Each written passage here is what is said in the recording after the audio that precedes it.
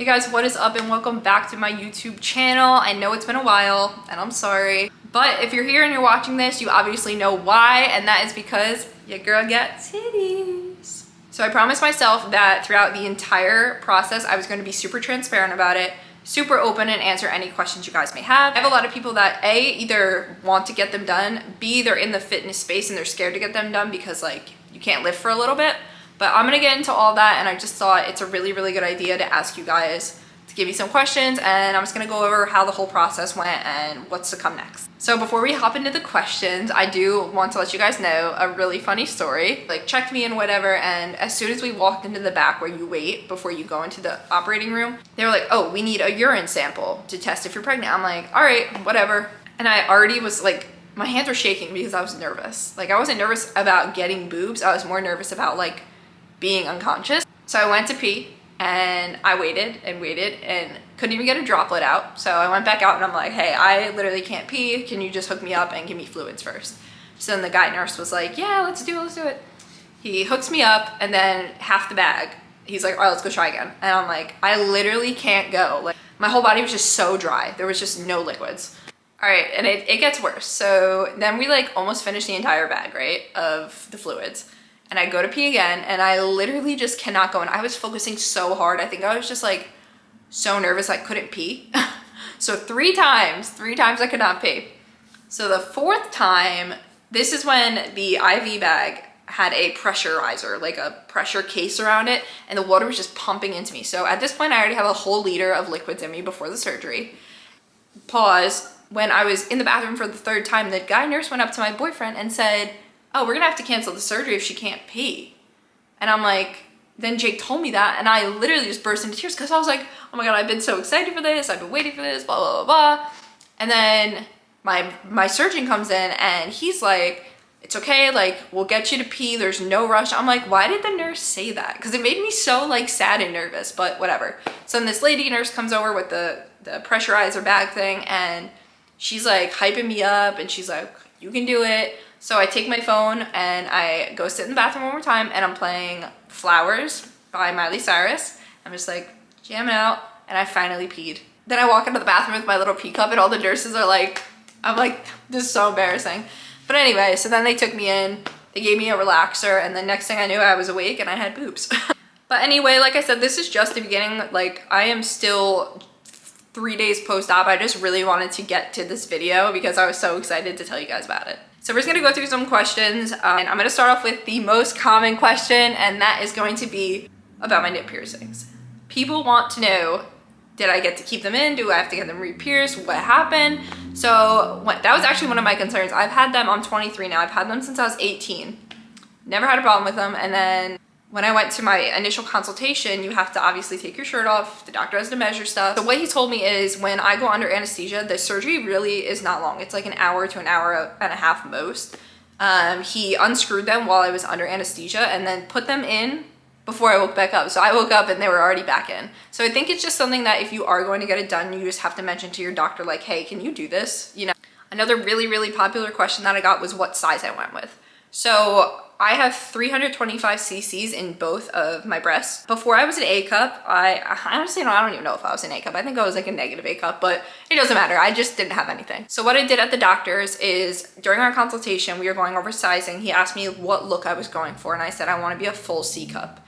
And I was never looking for like depth. I was more so looking for shape, and I told him that, so that's kind of how we just figured out like what type of implant and the size. But I brought in some reference photos of his work, and obviously everyone's gonna look different, but I basically was like, this is my end goal, if you can make that happen, awesome. And he was like, I got you. But anyway, so I was they measure like the diameter from like here to your nipple, and then your nipple to your sternum, etc., and then that's where they kind of fall into like what would fit your specific frame. So he gave me the option between a 300 cc or 375. So my thing was I wanted it to be a C cup, and I wanted it to be noticeable that I had the surgery, but not like in your face. You know what I mean? So we ended up trying on all the sizes, and then they actually gave me, they emailed me like a digital picture of what each size would look on my body. We like took pictures and stuff. And I just really like the 325s. I think they fit my frame pretty well. I'm 5'2". 128 pounds. I'm probably a little bit heavier now, but I just think that they fit my frame very, very well. So that's how I went with that. Really, there's also a bunch of different types of implants. There's saline, there's silicone, and then there's like categories underneath. So implants I went with were called Sientra. They are a silicone gummy bear base type of thing. And like I said, we really just looked at what my end goal was, and that's why we went with the silicone gummy rather than like a saline one. Literally all these questions are like, what happened to your piercings? How long until I can train again? That is a very, very good question. So a typical rule of thumb, I would say, my doctor at least told me, is 4 to 6 weeks. So at the 4-week mark, he said I can start doing, depending on how I healed, of course, like very simple stationary leg stuff. So like hamstring curl or leg extension, like something like that, just, or body weight even. So basically anywhere between 4 and 6 weeks is when you kind of just start to reintroduce stuff very slowly. But again, you have to get cleared by your doctor. You have to make sure everything's good before you just go and start doing stuff again. I'm not really in a rush, so we're just kind of living. Oh, here's another really good one. So when you get implants, you can either, there's 3 types of incisions, and you can either go under or over the muscle. So I did some research, of course, beforehand, before even going to meet doctors. And I decided that I wanted it to be the incision below the breast rather than up the nipple or through the armpit, because that's common too. I just wanted it below the breast. I don't really care about scarring. And then I wanted it to go under the muscle. So I told my doctor that was my goal. And he was like, we can't even go over the muscle anyway, because I'm like, my skin was too thin. Some people don't have enough skin to pull over it. Oh, I also forgot to mention, because somebody asked me what CC size and profile. You also get to choose profiles. So I went with the 325 cc's in both breasts. By the way, you can do different size cc's if one's bigger naturally than the other or smaller. But 325 cc's in both, and then I went moderate to high profile. Someone also said you should do a before and after with try-on tops. Girl, I'm already ahead of you. Like, I have so much content, like transformation content. I'm so excited. I was very hesitant on telling the cost of the surgery because depending where you are, who you go with, it really all depends. I did a lot of research on doctors before I decided. And of course, when you meet someone, you either know that it's like them or it's like, no. So I researched doctors in Tampa. I live in Tampa, obviously, and it's a very popular city. Prices are high, so I expected it to be a little bit pricey. My doctor's name is Dallas Buchanan, and he works at Vivify Surgery Center and Med Spa. And it's right in Tampa. And like I said, I'll get more into how he was, but all I'm gonna say is the experience was great and awesome and 10 out of 10. But anyway, back to the price. So I got quoted for around 10 grand. And you're probably like, oh my God, that's a lot of money, right? Just to get boobs. But here's the thing. And someone also asked me for a breakdown of the cost. You have to pay for the actual implants. You have to pay for the anesthesiologist. You have to pay for your doctor. You have to pay to be in the actual surgery center. Like the doctor almost like kind of like rents out the room, I guess you can say. You have to pay for the medical bra they give you, and then I think that's pretty much it. I feel like I'm forgetting something, but basically it all adds up, and my price came out to around 10K. I also actually had a discount because I did a New Year type of thing, and they had a promo running, which I didn't even know about until I got there. But so around 10. So I went with my surgeon solely because I did research on him. Me and him connected like this. He listened to what exactly I wanted and really just made it come true. I trusted him, and it was just awesome. And he has 10 years of experience under his belt, and he specializes in breast surgeries, whether it's breast augmentations, a lift, etc. Like literally whatever. But yeah, so it came out to around 10K, and you can pay it off in like installments, you can pay it in full, whatever. I also got asked quite often what made me want to get the boob job. And of course, there's always people that are gonna disagree. I had a lot of people telling me like, if you really truly loved your body, you wouldn't wanna change it. Here's the thing though, I've never had boobs. I've always had a very, very just flat athletic build. And it's not so much about how I look, but it's more so how I feel. I've just always wanted them. And I've known I've always wanted to get a boob job or a breast augmentation, but I never knew when was the right time. And I also was so petrified for the longest time to take so much time off of the gym. I think that this 4 weeks off is going to just fully reset my entire body. Like I think my body was begging for this. So yeah, there's that. Another super, super popular question in relation to working out and breast implants is hitting chest. So all the information I'm telling you guys is stuff that I asked my doctor, of course, because I had so many worries as well. It really depends on the person. Like I said, there's people that maybe in 3 months I can go and start just chest pressing again. Me personally, especially in bodybuilding, I don't necessarily need to be training my chest anytime soon. So it's not that you never can train it again, it's just you have to be cautious and really work yourself back up to that.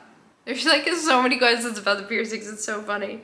All right, the next question was about pain, post-op obviously, like how did it feel? So I'll just kind of bring you through my post-op and kind of answer as we go. So I woke up from anesthesia, Jake was there, the nurse was there. It's so funny because the first thing when I woke up, I literally saw the nurse, I said, do they look good? And she was like, yeah, they look really good.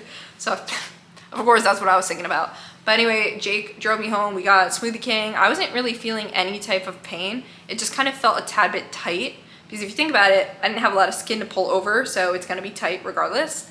They gave me all different types of medications. They gave me anti-nausea. They gave me a painkiller. They also gave me an anti-inflammatory. So I just started taking those right away. I took them for 2 days and then I stopped taking the painkillers because they were way too strong. And I swapped them out for Tylenol. Painkillers they're hardcore. I'm not into that. So now we're on day 3 of post-op and I'm perfectly fine. Like I said, it's the only part that has a tad bit pain, and I would rate it like a 3 out of 10 is where the stitches are. And that's because the sports bra that they gave me that I have under this is just sitting on them. But other than that, not really painful at all. I read this question yesterday on my little question box thing, and this is one that I really want to talk about. And it says, why are bigger boobs so desired by fitness influencers? And I wasn't going to answer this question because I'm like, that's a weird question to ask because I have so many fitness influencer friends that number one don't have fake boobs, and I have friends that don't even use social media that have fake boobs. So I think it's just like a stigma that some people create.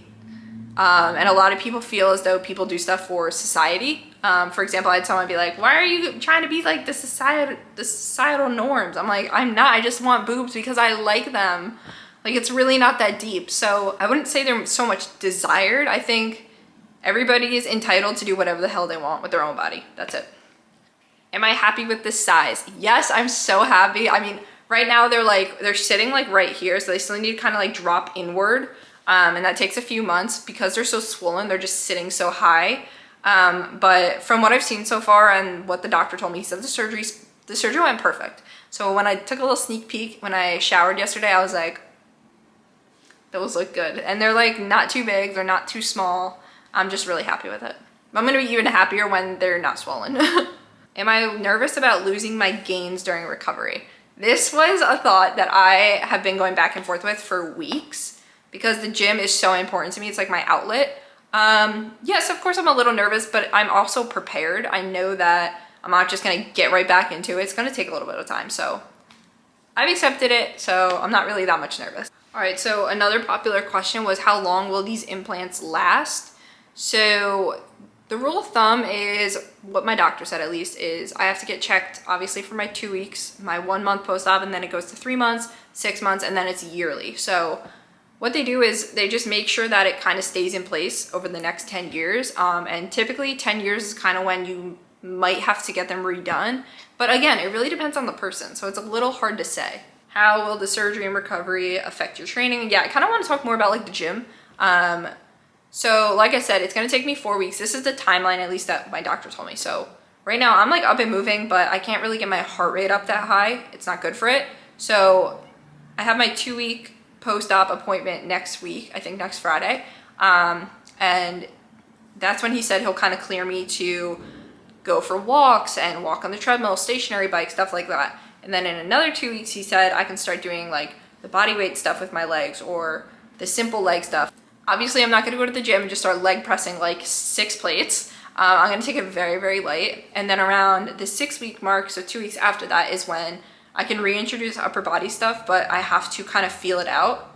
Like for example, I know pull downs are going to be a little weird for me, but my biggest thing right now with having 4 weeks off, I was currently bulking. Now I'm just going to sit here and kind of maintain, solely because I like to bulk for strength. If I'm not lifting, what's the point for right now?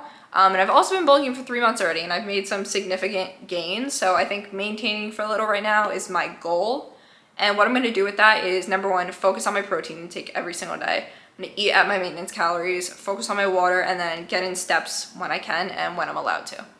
I feel like overall, like the experience so far, like the pre-op, the actual operation, and now like a few days post-op, it's not bad, like at all. I feel like a lot of people kind of scared me and they were like, oh my God, it's so bad. Like I could barely move, blah, blah, blah. I was like, all right, everybody's different, but like, I'm not going to tell you like, oh, you'll be up and moving like me, but I'm also not going to be like, oh my God, it was the worst thing ever. Everybody's going to have their own experience with it, but if you're thinking about getting them, get them. There is something else I did want to mention. Not that no one asked about this and I was surprised. Sleeping.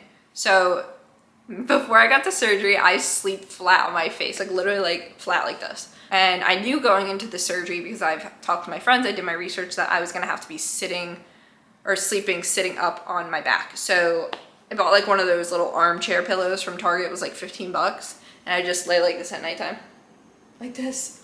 And my boyfriend was so sweet and he bought me a neck pillow. So my neck's not like cranked back like that. It's just like this. And honestly, the first night I passed out. Like I was just so tired from that entire day. I just passed out and I didn't move all night. But last night and the night before, it definitely was a little bit harder to sleep like that. I think because the anesthesia is completely worn off. I'm not taking like a lot of medicine anymore. So it's a little hard, but we're making it work. I 100% also forgot to mention something. So with the medications and the anesthesia, it just like slows everything down, I guess, and backs everything up. So not only am I swollen, but I'm also bloated in my stomach, and it's messing with my head, but I know it's like, it's gonna go away. So just know that that happens. So what I did, like I said, I have Miralax. It's like powder you put in water. And what I did this morning was I mixed that and my greens fiber powder. And it worked, so that was pretty cool. But just make sure that like you're taking whatever you want to take, like say Miralax for example, like right after you get the surgery, because it takes a few days, you know what I mean? I would love to show you guys like the before and afters from my surgeon, but I don't think YouTube will allow that. So always, I'm just gonna update you guys on my Instagram and on my TikTok. So with that being said, comment if you guys still have any questions, and I am for sure gonna keep making vlogs and talking about the process of it and my healing and how I'm feeling and all this fun stuff. So like and subscribe to see more.